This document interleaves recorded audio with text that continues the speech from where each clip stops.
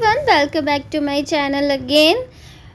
Guys, मेरे videos आपकी help करेंगे आपका non medical TGT TET test clear करने में और कमीशन भी क्लियर करने में। और अगर आपको सही में लगता है कि मेरे वीडियो से आपको कुछ हेल्प मिल पा रही है तो प्लीज़ मेरे चैनल को सब्सक्राइब करें और शेयर भी करें। हमारा टॉपिक है distance, displacement and the uniform motion, जिसके बेस पे हम यहाँ पे कुछ क्वेश्चंस डिस्कस करेंगे।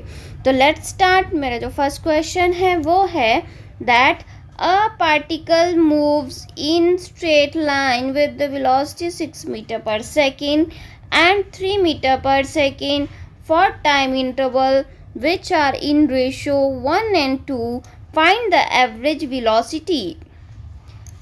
तो यहाँ पे आपको दो वेलोसिटीज दे रखी हैं कि कोई पार्टिकल है वो 6 मीटर पर सेकंड के साथ पहले मूव कर रहा है, फिर वो 3 मीटर पर सेकंड के साथ मूव कर रहा है। जब वो 6 मीटर पर सेकंड के साथ मूव कर रहा है तब टाइम क्या है, यहाँ पे टाइम की रेशियो आपको दे रखी है 1 and 2। तो मान लीजिए तो जब फर्स्ट वेलोसिटी है तो आपके पास टाइम आ जाता है t, और जब सेकंड वेलोसिटी ले रहे हैं उस टाइम है 2t। ठीक है, तो ये आपके पास v1 है और t1 दे रखा है, और इधर आपके पास v2 और t2 दे रखा है। अब इनको यूज़ करके हमें निकालनी है एवरेज वेलोसिटी। तो उसके लिए हमारे पास फॉर्मूला आता है that v is equal to d1 plus d2 upon t।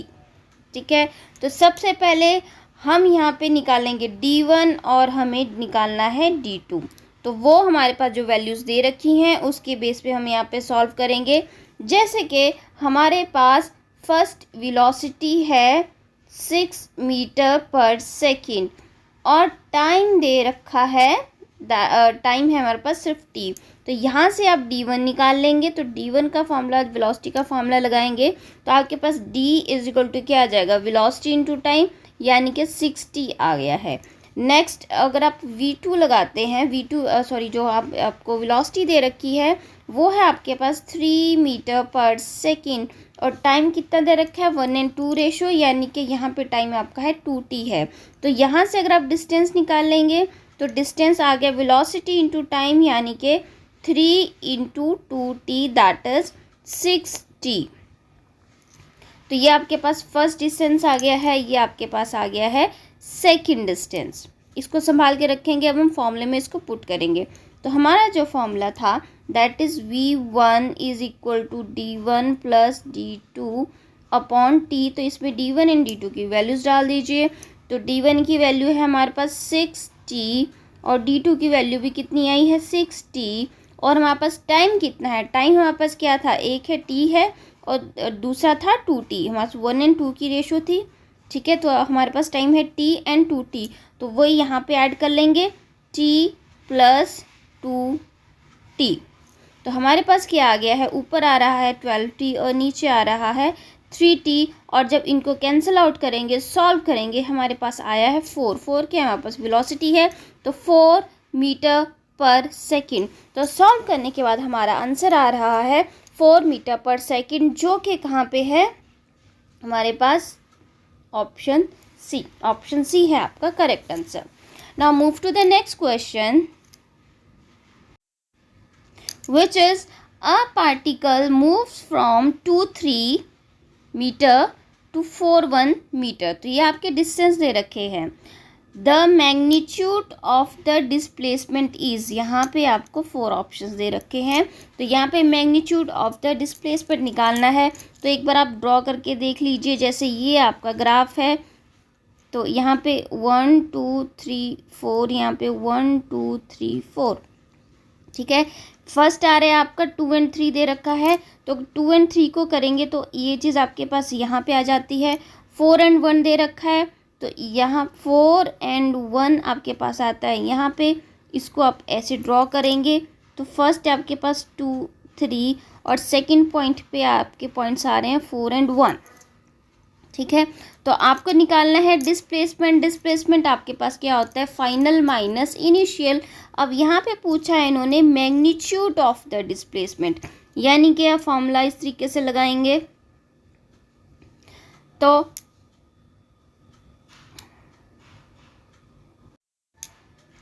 Final minus initial करके देखेंगे तो आपके पास फाइनल है 4, इनिशियल है 2। यहाँ पे आप देख लीजिए ग्राफ के अंदर 4 माइनस 2 का स्क्वायर करेंगे प्लस नेक्स्ट वाला डिस्टेंस जो इन्होंने दे रखा है, पहले 1 है फिर 3 आया है, तो इसमें फाइनल माइनस इनिशियल करेंगे तो इसमें आ गया 1 माइनस 3 का स्क्वायर। इसको आप सॉल्व करेंगे तो 2 का स्क्वायर प्लस 2 का स्क्वायर इज इक्वल टू √8। √8 कितना होता है? 2√2 होता है, ठीक है, मीटर। तो आपके पास जो मैग्नीट्यूड ऑफ द डिस्प्लेसमेंट आ रहा है उसका आंसर आ रहा है 2√2, जो कि आपके पास कहाँ पे है? Option C. This is your correct answer. अब चलते हैं नेक्स्ट क्वेश्चन की तरफ। नेक्स्ट क्वेश्चन है that which of the following is not possible for a body in uniform motion. Uniform motion में से इनमें से कौन सी चीज़ है जो पॉसिबल ही नहीं है? तो फर्स्ट ग्राफ को आप देख लीजिए, आप डिस्प्लेसमेंट और टाइम के बीच का। सेकंड ग्राफ को देख लीजिए, डिस्टेंस एंड टाइम के बीच का। सी ऑप्शन है बोथ ए एंड बी के दोनों ही पॉसिबल नहीं है यूनिफॉर्म मोशन में, या फिर नन ऑफ दीज। अगर आप इनको ध्यान से देखेंगे, फर्स्ट ग्राफ भी पॉसिबल नहीं है, सेकंड ग्राफ भी पॉसिबल नहीं है। तो यानी कि आपका जो करेक्ट ऑप्शन है that option is option C, यानी कि both A and B are not possible for a body in uniform motion. Next question, a man leaves his house for a cycle ride.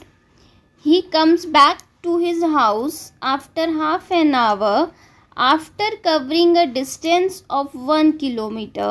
What is his average velocity for the ride? एक कोई आदमी है जो कि घर से चला cycle ride पे और आधे घंटे तक 1 किलोमीटर कवर करने के बाद वापस वो घर आ गया। तो अब वहाँ पे वेलोसिटी कितनी हुई, उसकी एवरेज वेलोसिटी कितनी हुई? अब सिंपल सी बात है, आपको पता होगा velocity is equal to displacement upon time होता है। और डिस्प्लेसमेंट आपके पास क्या होता है? Final minus initial. तो इस पूरी जर्नी में उसका फाइनल डेस्टिनेशन और जो उसकी इनिशियल पोजीशन थी वो सेम है। वो घर से चला था इनिशियल पोजीशन और घूम फिर के वापस घर पे ही आया फाइनल पोजीशन।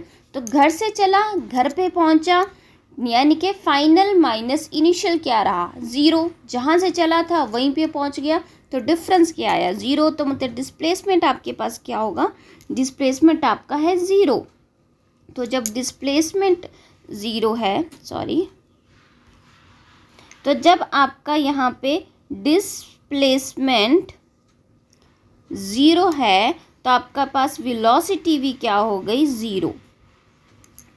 हमारे पास वेलोसिटी क्या आई? 0। Average velocity is 0। Next question है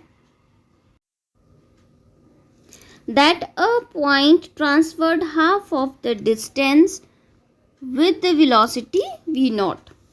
The half of the remaining part of the distance was covered with velocity v1 and the second half of the remaining part by v2 velocity. The mean velocity of the point averaged over the whole time of the motion is. यहाँ पे आपको 4 relations बता रखे हैं, इसमें आपको बताना है करेक्ट वाला रिलेशन कौन सा है। ध्यान से आप क्वेश्चन को पढ़िए, समझिए। तो यहाँ पे आपके पास क्या बताया गया है, लाइक कि कोई पार्टिकल यहाँ से यहाँ तक मूव किया है, इसका जो हाफ डिस्टेंस है, टोटल डिस्टेंस मान लीजिए इसका d है, तो हाफ डिस्टेंस क्या हुआ? ये हो गया d/2, ये भी डिस्टेंस हो गया d/2, ठीक है। तो जो ये हाफ वाला डिस्टेंस है, हाफ वाला डिस्टेंस चला है तो v0 वेलोसिटी और टाइम मान लीजिए यहाँ पे t1 टाइम है, ठीक है। बाकी का जो हाफ वाला डिस्टेंस है इसका भी हाफ डिस्टेंस का भी ये जो हाफ है ये ले लिया और हाफ का भी हाफ ले लिया। तो यहाँ पे ये डिस्टेंस चला है v1 वेलोसिटी के साथ, ये वाला डिस्टेंस चला है v2 वेलोसिटी के साथ, तो लेकिन क्योंकि हाफ हाफ डिस्टेंस है तो टाइम यहाँ पे भी टाइम लगा t2, यहाँ पे भी टाइम लगा है t2, जो इन्होंने बोला है क्वेश्चन में। ठीक है, ये है आपके पास। अब हमें यहाँ पे निकालनी है एवरेज वेलोसिटी, यानी कि v इज इक्वल टू आपके पास क्या आ गया, टोटल जो भी आपके पास डिस्टेंस है, सॉरी एवरेज स्पीड निकालनी है तो टोटल जो डिस्टेंस है अपॉन टाइम जो लगा t1 प्लस t2 जो टाइम लगा। तो आपने अभी जो वैल्यूज़ देखी है वहाँ से t1 एंड t2 निकाल लेंगे।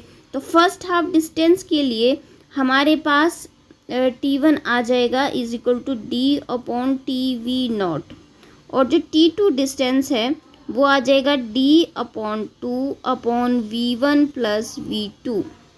t1 एंड t2 हमारे पास आ गए, ये आप ऊपर फॉर्मूले में डालेंगे और उसको सॉल्व करेंगे। सॉल्व करने के बाद आपके पास आ जाता है d upon 2v0 plus d upon 2 into v1 plus v2।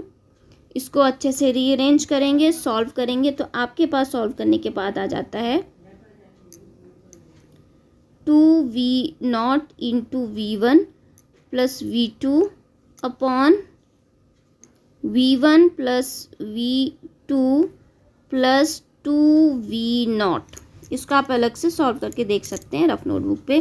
तो ये वाला आपके पास ऑप्शन कहाँ है, ये वाला आपके पास ऑप्शन है ऑप्शन डी। तो ये वाला आज का टॉपिक यहीं पे ख़त्म होता है। अगले टॉपिक पे भी मैं काफ़ी सारे वीडियोस बनाऊंगी, तो प्लीज़ आप बने रहिए मेरे चैनल पे और सारे वीडियोस देखिए और कमेंट कीजिए, और अगर पसंद आए तो सब्सक्राइब भी कीजिए। Thank you very much.